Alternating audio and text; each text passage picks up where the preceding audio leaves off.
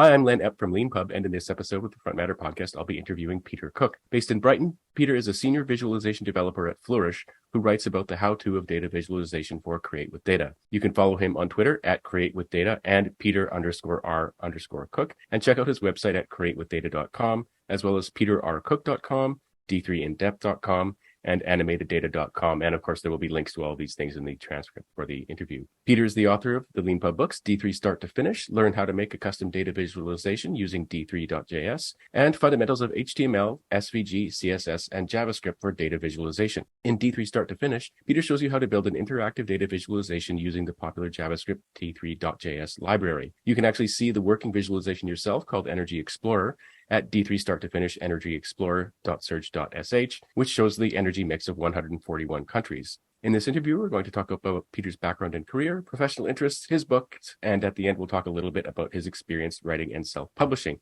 So, Peter, thank you very much for being on the LeanPub Front Matter podcast.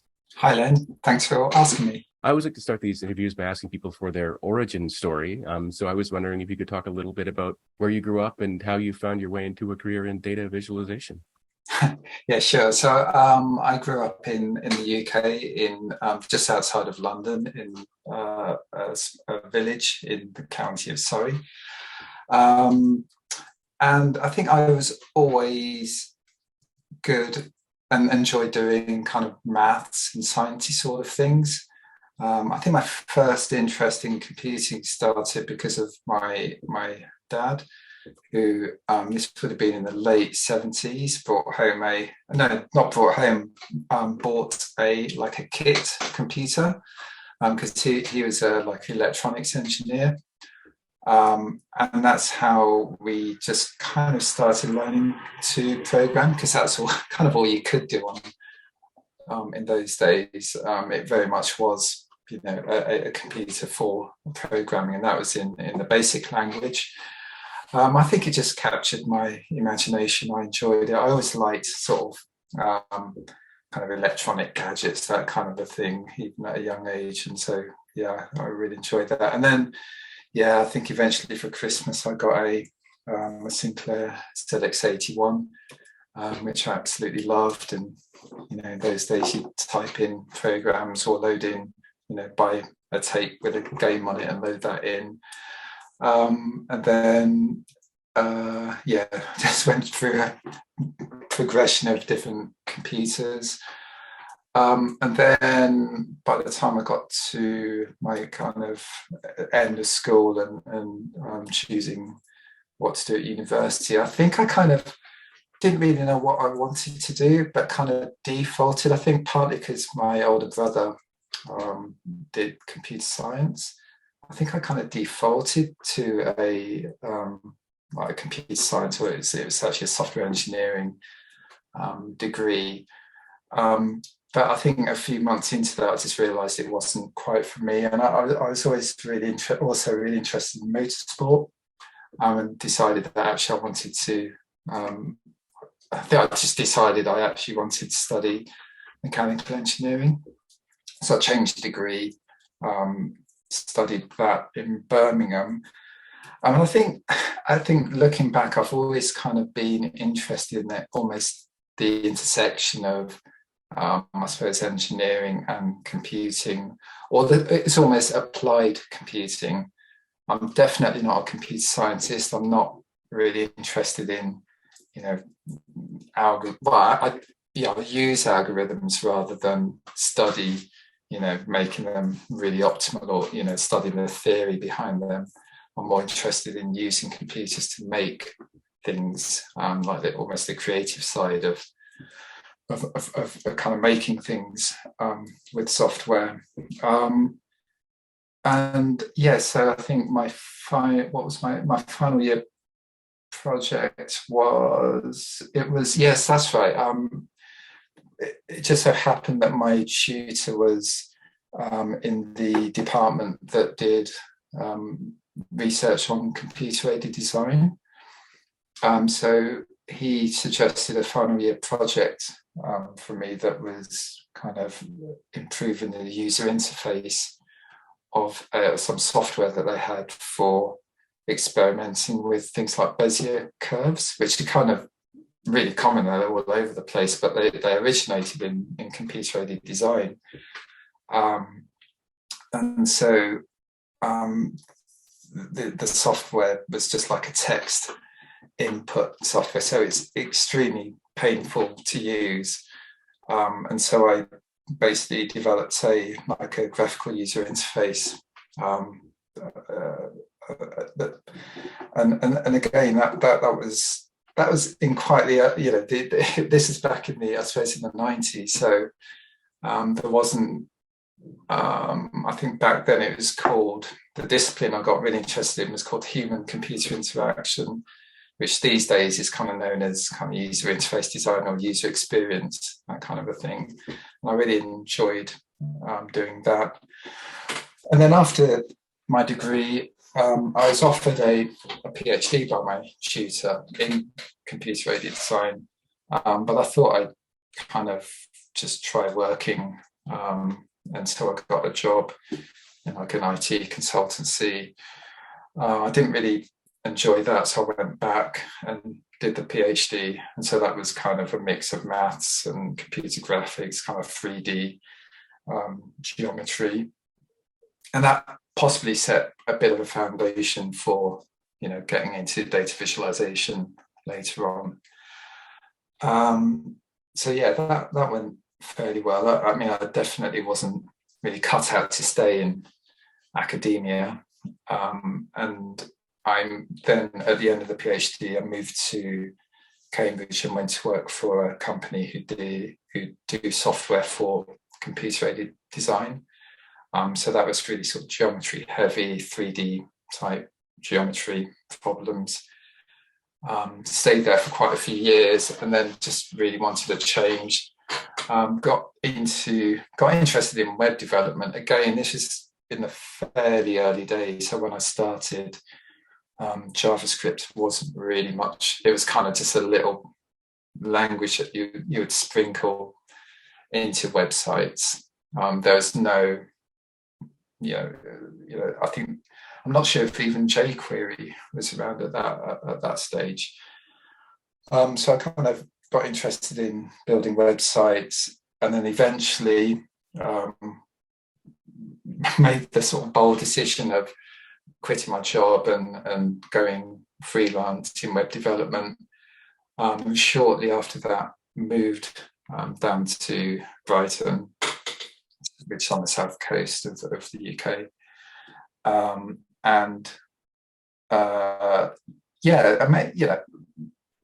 was able to get an okay amount of work doing web development, and then I found saw advertised a workshop on data visualization in Brighton. Went along to that, just really loved it. That's where I discovered D3. So this is back in, I think, 2013, I think. And I just really connected with D3. I managed to, I think it might have been a little bit easier to learn back then from the documentation, but kind of studied the documentation, got my head around it, built a few things, published them on my website. And then still started getting a few inquiries for work. So, and I just thought, okay, I'm going to put everything into this and, market myself as a visualization kind of designer and developer. That went pretty well. And then, started kind of writing tutorials, and then eventually ran a workshop in Brighton, which I enjoyed doing.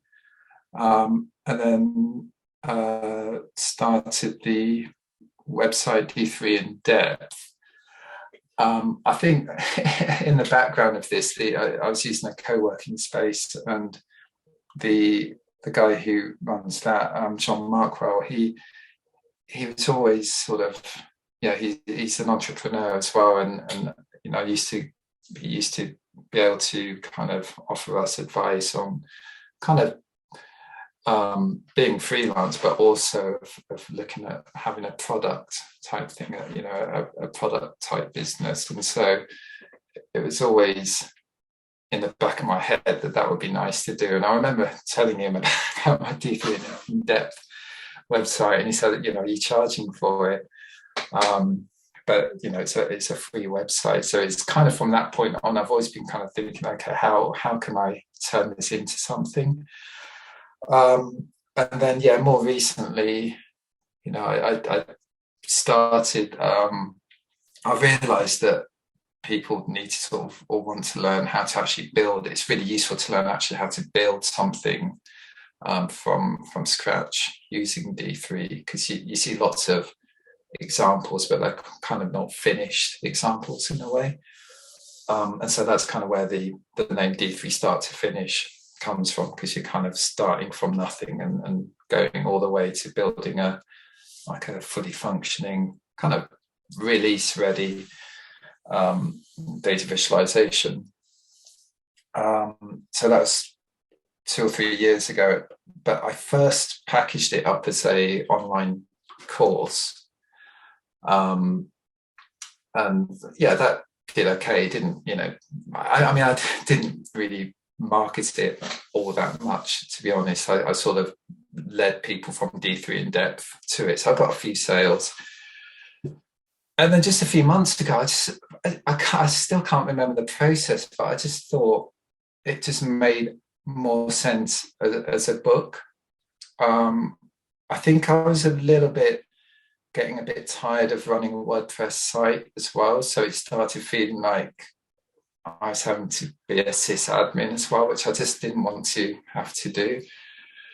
And also, I just know that saying, okay, I've got a book, everyone gets that. Everyone really understands what even if it's an ebook, people understand what that is and what the expectation is. As my course, because it was a text-based course, you know, I think people possibly assume if it's a course, it's a video course, you know. So there's a few, you know, lots of other reasons. So I kind of furiously for a couple of months converted all these WordPress pages into markup and used Leanpub, and I've been aware of Leanpub for, you know, quite a few years, and have kind of toyed with it in the past. And so converted them into books, published them back in June, just a couple of months ago. And yeah, they seem to have, I think one of my tweets seemed to get, you know, a lot of attention, which I wasn't quite expecting. And I think off the back of that is I've had a good reception to it. And here we are. Yeah, well, thanks very much for sharing all the details of that really great story and that journey as well. Yeah, no, we noticed. I mean, we of course noticed as soon as the books came out, and that tweet was quite popular.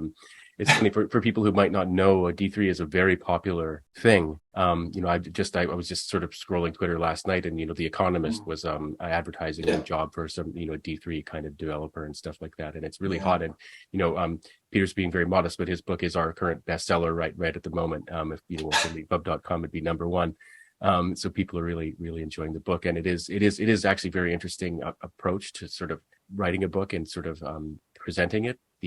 Which we'll talk about a little bit later, like in the next part of the interview where we talk about the book. But you know, the idea that you actually have, like, you could click a link and go to, like, here's what you're going to build when it's done, is actually a really powerful way of, like, sort of convincing, you know, sort of proving to people the value of the book. Like, wow, I'm going to be able to do that.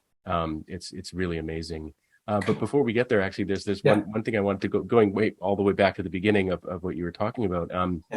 It's interesting. We easily date ourselves by the references to the technology we used when we were young, and I'm of the same generation where, like, I remember tapes, tapes for computers and things like that. And it's really interesting how many people we've had on the podcast who their first introduction to when they're as old as we are, when their first introduction to a computer actually was from a parent bringing it into the home one way or another. Sometimes it's like they were the only person at work who sort of was interested in the challenge of learning how to use one of these things. They were a hobbyist who was just sort of fascinated by the technology. But you talked about, it's really interesting that with the very early personal computers, often the only thing you could do is code something, which is funny because people, you know, for all kinds of reasons, sort of used to be able to, just turn it on and using things. When you were typing in programs, where were you getting the programs from? Mainly magazines. So there's just tons of, well, I'd say tons. There's a few different magazines, again, which I just loved. I just absolutely loved the magazines, flicking through them.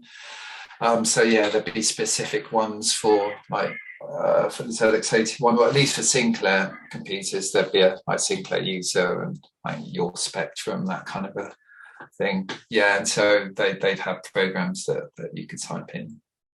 Yeah, it's interesting. Also a few books as well, actually. Yeah. And for people listening, we're talking about paper magazines and paper books. You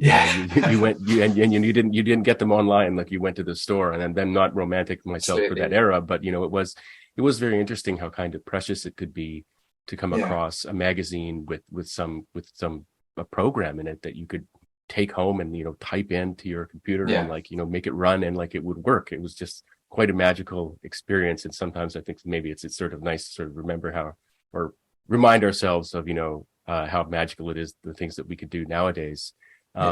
Which leads me to actually ask you a version of a question that always comes up on the podcast, or often does, which is, if you were you said you mentioned that I didn't know this, but you were a sort of computer science major for a kind of brief moment and then realized mechanical engineering was more your thing.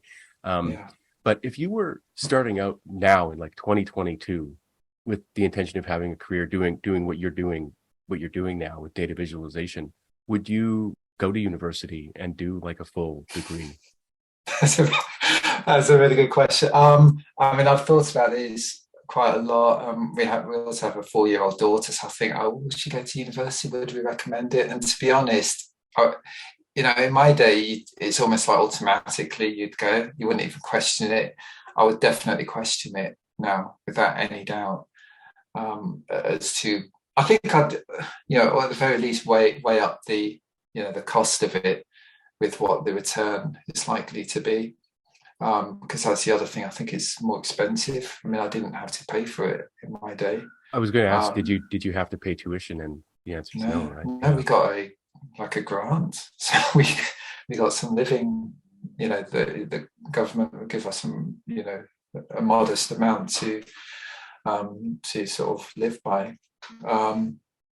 But yeah, no, I with all the resources that are out there, even just on YouTube, I'm presuming that there's plenty of paid for resources as well. So no, I mean, I'd say just try things out. If it seems to make sense to go to university, then go for it. But definitely I wouldn't just fall into it, which I think was, I don't know if that still happens now, but certainly in my day, you wouldn't even really think about it. You just kind of did that automatically. And you mentioned, so you did a PhD, and then you went, and I don't think you named it, but I can see here I'm just looking at your page on LinkedIn, you went to work for Siemens in Cambridge for about 10 years. Were you doing like manufacturing kind of representations of machines and things like that? So when I joined, they were just a small company called D-Cubed. There were just about 30 people, and then they were acquired by they were actually acquired by one of our customers, UGS, I think it was, and then they were acquired. The two acquisitions we went through. But yeah, it's kind of the mathematical representation of shapes. So I mean, there's CAD software, like I think one of the most famous one is SolidWorks. So for people who've heard of that, we wrote some of the some of the kind of the brains of the software. Not so much the user interface, but some of the sort of under the bonnet stuff we would kind of license to people like SolidWorks and lots of other kind of competing companies, I suppose, and they're really successful at what they did. But yes, it's very mathematical and it was very complex software. A lot of it really was pretty complex. And were you code? I'm just kind of curious. Were you coding or were you doing math or? It was more coding. So I mean, really, it was maintaining this software, which by the time I left, it was over 10 years old. The software. So it was to be honest, it was, I don't know, 70 or 80% maintenance. In other words, dealing with bugs Right. and trying to fix them. And a bug fix could, sometimes it could be, if you're lucky, half a day, or it could be a few days of, a lot of work going into sort of diagnosing it and figuring out what the issue is, fixing it, and then there's a huge kind of test suite. So you then have to make sure it didn't break something else, so you could spend a few days just kind of kind of fixing an issue and just making sure nothing else is breaking, and kind of do iterations on your initial fix. And occasionally, if we were lucky, we'd work on a new feature. And you can. This is why, after quite a few years of doing this, I just needed to do something different. Yeah, I was going to ask about that. Then the next stage, you did something that actually quite a few Leanpub authors do at a certain point in their careers, which is, I want to be independent for at least for a while. Yeah. And so you made that leap. And what was that like? Did you have clients lined up before you did it, or did you dive in? It was I had one client. I didn't have a whole list of clients. I can't remember what my thinking was. I think I just realized I just had to go for it. But I did have one client, and somehow, I can't quite remember. I mean, somehow I just managed to find work, or find enough work. I think when I moved down to Brighton, I was also did some networking. I think that's how I got more work. So I was on various mailing lists and responded to those and managed to get some work that way. And was it when you went independent that you then started creating your own websites and learning materials and sort of things like that? I mean, for a long time, even back in, I think my first website was when I finished my PhD. So it's around 2000, which is, okay. In the really early days. So it's always something that I was interested in. So I think for sure. I mean, I had a website at that point, but again, I was doing, I think the main thing I was doing was kind of WordPress work. So kind of building websites using WordPress. And then eventually you just a few years ago, you started working for Flourish as well. So you sort of, went back into the corporate field. Yeah. And what kind of work do you do for them? It's that's a bit of a funny one, because I think it's around the same time. It was I think it was about, I've got notes here, in 2016. I always like building. My favorite thing I like to do with software is building small things, almost proof of concepts, or I really like that side of things, that sort of initial really kind of creative phase. And one of the things which I'm still interested in is kind of just devising tools so that other people can kind of visualize data. And so I built a tool called Vismeo. I don't think it's live at the moment. And I think where you could kind of upload a CSV file and then choose different visualizations and get a chart and kind of download it or publish it. I think it's around the same sort of time Flourish did a similar sort of thing. I think that the big difference is that they really ran with the idea, and the two founders behind it, Duncan and Robin. I mean, they're tremendously competent as well. They really ran with it. They hired the right people, and it's just astonishing how successful it's been.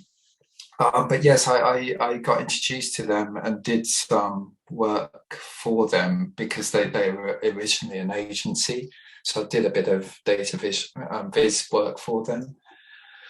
And then eventually Duncan started talking to me about kind of working on Flourish. And then eventually that evolved into asking me whether I wanted to join Flourish. And at that point, the idea was that I'd be able to work for them part-time, so about 3.5 days a week. And for the remainder of my time, I could really focus on, my writing and my courses. So that's still what I'm doing now. But yes, I'm still I work on data visualizations for Flourish. I mean, they kind of have different templates so that you can upload your data and choose between different templates to sort of visualize your data. So there's a handful that I've created, but also there's one or two that I maintain as well. So yeah, and most of them are using D3 as well. And yeah, actually, sort of moving on to that, let's talk a little bit more specifically about D3. So you mentioned that in the early days, JavaScript was kind of maybe something you'd add to a website or something like that. But now, many of our listeners will know how much it's much more robustly used than that now. But yeah, can you talk a little bit specifically about D3? I mean, what is it and what makes it different from other JavaScript libraries? Yeah, so I think when I was still working in Cambridge, one of the things I got interested in was I was logging my energy data, and I thought I'd have a go at kind of visualizing it. And the charting libraries at that point in JavaScript, I think there's Google Charts even back then, where you could do sort of basic kind of similar charts to what you'd get in Excel. And there was another one called Flot, which I think is still around, and I used that. And so that was before D3 existed. And then when D3 came out, it uses a very different approach, and a good way of describing it is sort of like a building block approach. So it has lots of the kind of parts of a chart, whether it's the axes or it just has lots of kind of components that will help you build a chart. So it's quite unlike pretty much all the other charting libraries. So things like one of the big ones now is pie charts. You would say, okay, I want a bar chart. You plug your data in and you get a bar chart. But with D3, it's more about kind of saying, here's my data, and I want to kind of you're almost transforming it into kind of different shapes. You're sort of saying how I want to transform my data into different shapes and different, and you're describing where you want those shapes to appear on the screen. You could kind of build a charting library using D3, or you can just make a completely custom visualization using D3 as well. Yeah, and people will be able to look at an example of the kind of things you can do when they click a link in the transcript for this episode and see the Energy Explorer. But I was wondering if you could talk a little bit about that and just sort of what that's about, because I'm looking at it right now and it's just fascinating in itself. But where did you get the data from, and then what are the different things that you do with that? So splitting things up into the proportion, the sort of categories of energy production, and then the proportion and how that's presented for each country. Yeah. So, I mean, it really arose out. I put a lot of thought into what the reader would build, because I wanted it to cover, I think with some of the requirements, I wanted it to be kind of a custom visualization. In other words, I didn't want it to be like a bar chart or like a traditional chart, because there isn't really much point building something like that with D3. So I wanted something fairly custom, but I also didn't want it to be too difficult to build, and I wanted to be able to cover as many concepts as possible. So that's how I came to building this sort of grid of circles. So Yeah, so the data has come from the World Bank. They publish the kind of energy mixes of different countries. So they might say, one country has, 90% of their energy comes from fossil and 10% from renewables, that kind of thing. So it's the split that this visualization shows as 4 different categories. Fossils, renewables, hydro, and I can't remember the other one. I've not got it in front of me. Nuclear. Nuclear, that's it. Thank you. And so, there's a grid of circles. So each country is represented by 4 circles, and each circle is representing one of the energy types. And each circle is styled differently. And it almost gives each country like a fingerprint. So you can kind of see at a glance what. So I've kind of styled it so the renewable circles are like a solid green. So you can immediately get drawn to the countries which have larger amounts of renewables. And likewise, say for nuclear power, I can immediately see like France and Hungary. I've got this like dotted orange circle. I'm just really fascinated by these different kind of visual representations and what they can kind of convey as an alternative to a traditional, say bar chart. And you can kind of sort again. This is sort of the visualization is partly driven. The design of it is partly driven by it being an example that you can learn how to build. So again, it's finding a balance between something interesting and something that's not too hard. But there's a little menu at the top where you can choose to sort by the different measures. So you could click on, say, nuclear, and then the circles will shuffle into a new location, and then the country that has the most nuclear proportion will appear at the top left, and it will be kind of sorted in descending order.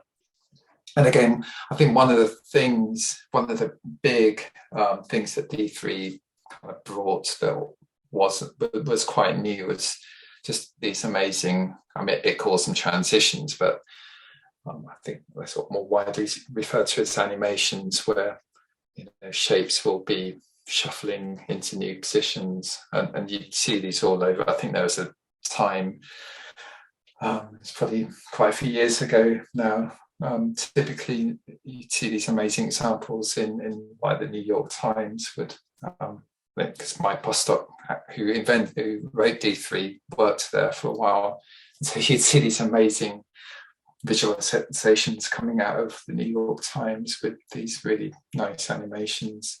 And I think that's partly why D3 became so popular.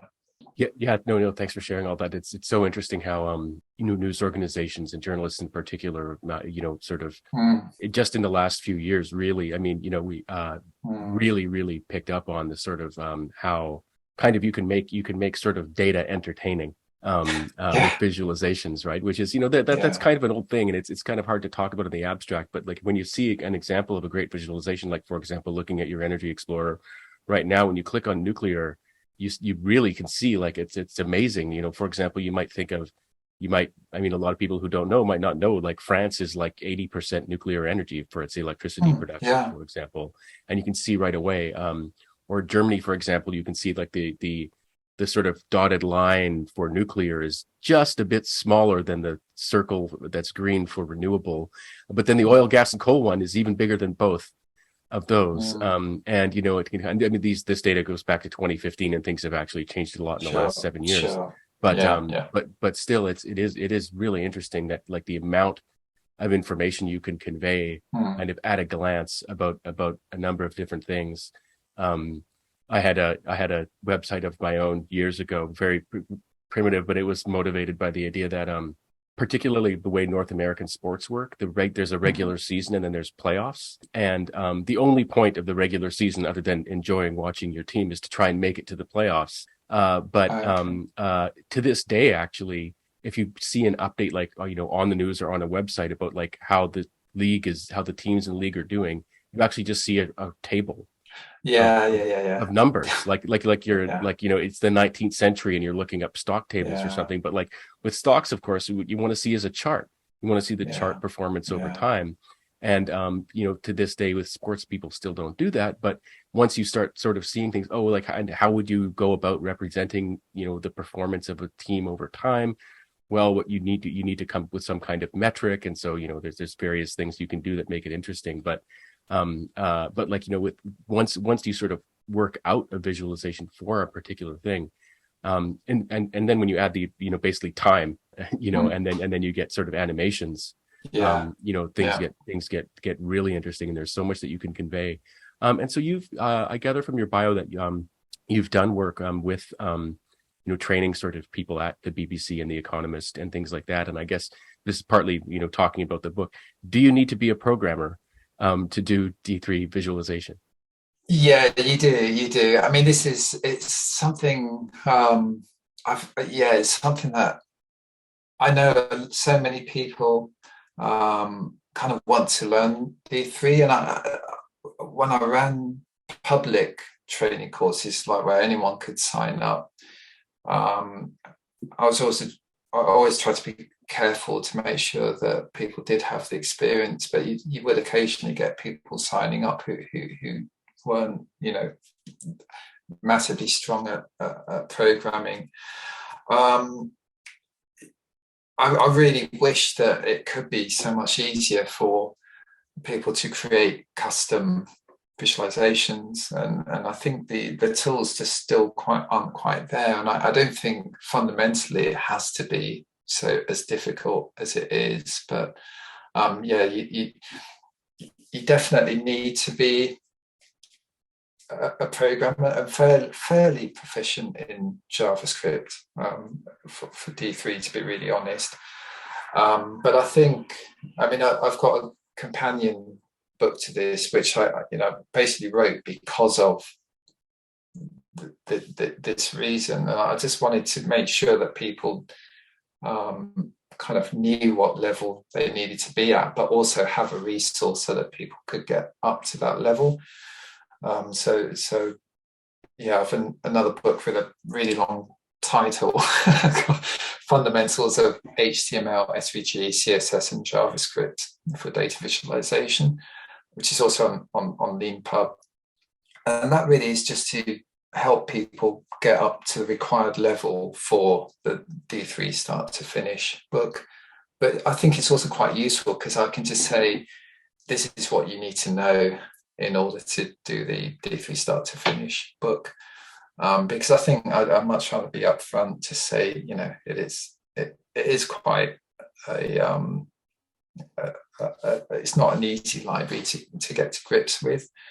But I think if you already have knowledge of kind of web development, then you can learn it in a sort of, if you're methodical about it. Yeah, that actually gives us a great opportunity to segue into the last part of the interview where we talk about your work, writing and self-publishing and projects and how you work on them and things like that. And so D3 start to finish came before fundamentals of HTML SVG?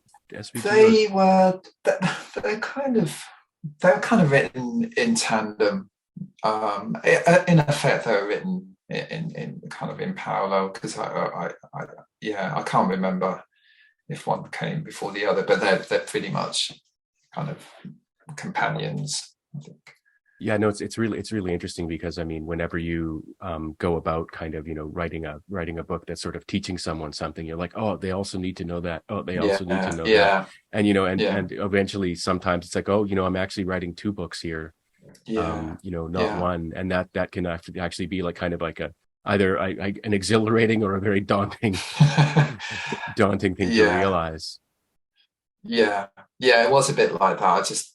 It did sort of it sort of eventually dawned on me that it would be really useful to have this extra material. And so yes, it was quite a lot of extra work to do that. But I'm really pleased with both books. Oh yeah, they're really great. One interesting thing that I sort of like to ask sometimes is if your writing schedule. Did you have a schedule, for example? Like, because a lot of people, listening might be thinking, oh, I've got a book in me, but like, how do I carve out the time and how do I explain to my family or something like that? I'm going to be no more Saturday afternoons with dad or something like that.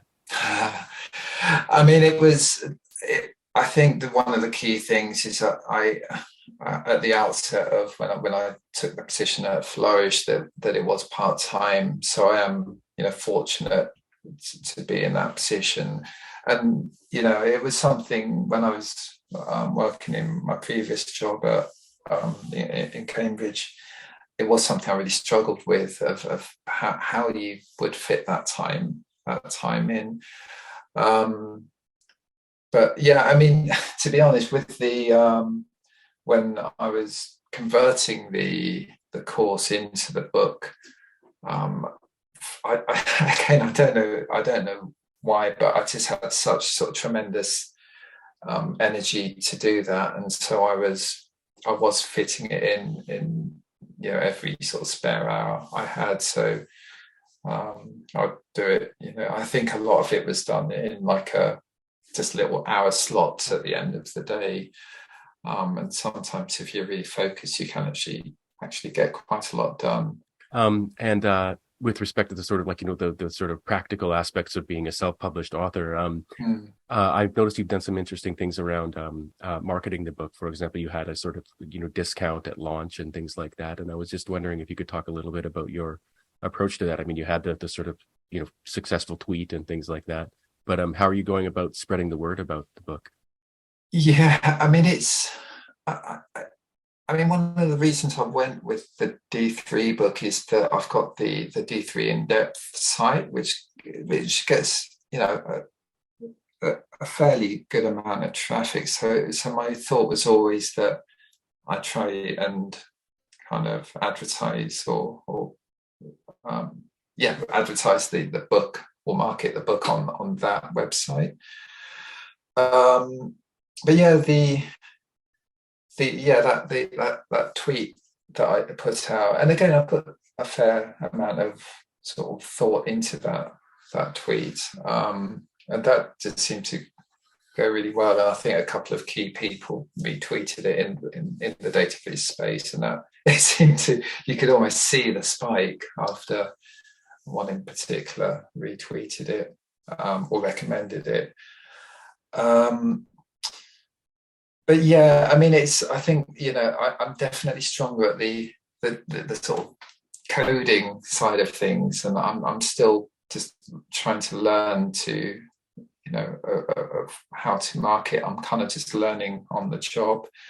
The Create with Data website I started a few years ago, but that's kind of my main focus. So that's kind of like a content marketing approach where I'm just planning to kind of write more tutorials, which hopefully will again,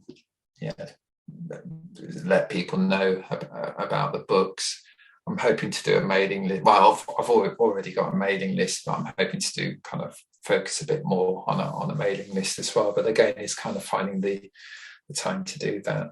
The last question I always like to ask of a guest, if they're a Leanpub author, is if there was one thing that had you shaking your fist at Leanpub and shouting about that made you really angry that you wish we could fix or do better, or if there was some magical feature you could ask us to build for you, can you think of anything you would ask us to do? I mean, there's absolutely nothing I shook my fist at. Absolutely, it really was. I really enjoyed. It was a really smooth process, honestly, and I really enjoyed it. And it worked for me really well. In terms of features, I mean, one of them I think, which we sort of touched upon just now, is just, and I think this is probably true of all of the, especially technical authors, just I think I could really do with more help on the sort of the marketing and advertising side of it. I know, I mean, I was looking at the documentation today, and it sounded like that there's possibly some help with kind of like the Google advertising, but I haven't really fully kind of understood what might be possible there. But I just think, I don't know if it's something that LeanPub is able to kind of help with. Yeah, no, thanks very much for that. It's interesting. So we do have sort of articles in our help center with sort of tips and tricks and stuff like that.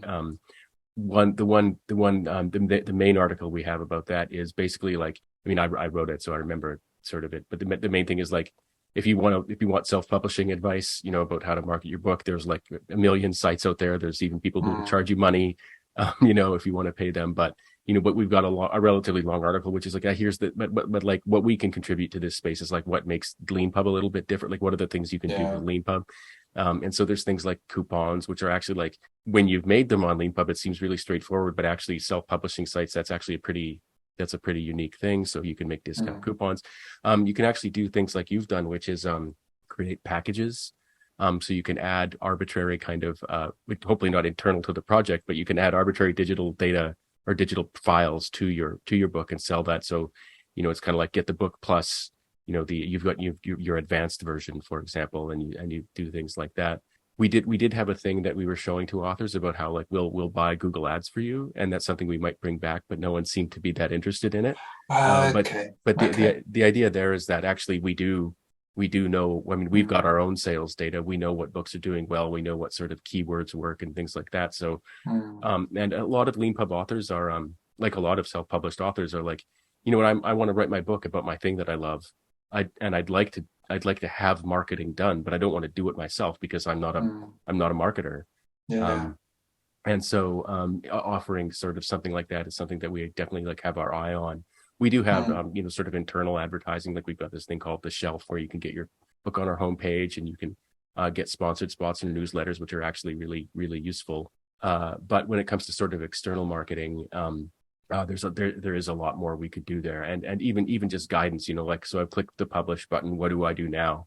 There might be things that like sort of we take for granted that might be totally new, but soliciting feedback from people, tweeting sort of relatively regularly, as long as and the main, I guess probably it sounds a bit like an easy answer, but the most important thing when it comes to sort of self-promotion is that you only do what you like. If you feel gross doing something, don't do it. You know what I mean? Like, don't beat yourself up about it. That's the sort of hardest thing to sort of convey, because people often feel like, oh, I wish I could do more to get sales. Am I second guessing myself too much or something like that? And it's like, if it's not you, don't do it. Is kind of the thing I like to say. And like, for example, a lot of authors feel way more comfortable with like promoting their book along with like a blog post that actually like is a useful and interesting blog post. You know what I mean? Like, like I actually had an interesting thought, and like, here's a blog post. Oh, and by the way, buy my book. And if the post is just buy my book, or some cheesy throwaway line to grab attention or something like that. By the way, I'm speaking negatively. If that's what you're into, go ahead, do it. Like, good for you. Lots of people have like lots of great success with that kind of thing too. But if that's not your kind of thing, like, if you actually, what you really enjoy is like taking an hour to write a really interesting blog post, that's actually great marketing for your book or books or whatever that you've got out there. So making it enjoyable is actually the the things like, oh, I'm gonna go market my book for half an hour. Great. Let's hopefully I'll meet some new people and stuff like that. And so newsletters and things like that are often really the best. Well, Peter, thank you very much for taking some time out of your evening to talk to me and to talk to our audience. And thank you very much for using LeanPub to publish your great books. You're welcome. It's been a great experience. Thank you. Thanks. And as always, thanks to all of you for listening to this episode of the Front Matter podcast. If you like what you heard, please rate and review it wherever you found it. And if you'd like to be a LeanPub author yourself, please check out our website at leanpub.com. Thanks.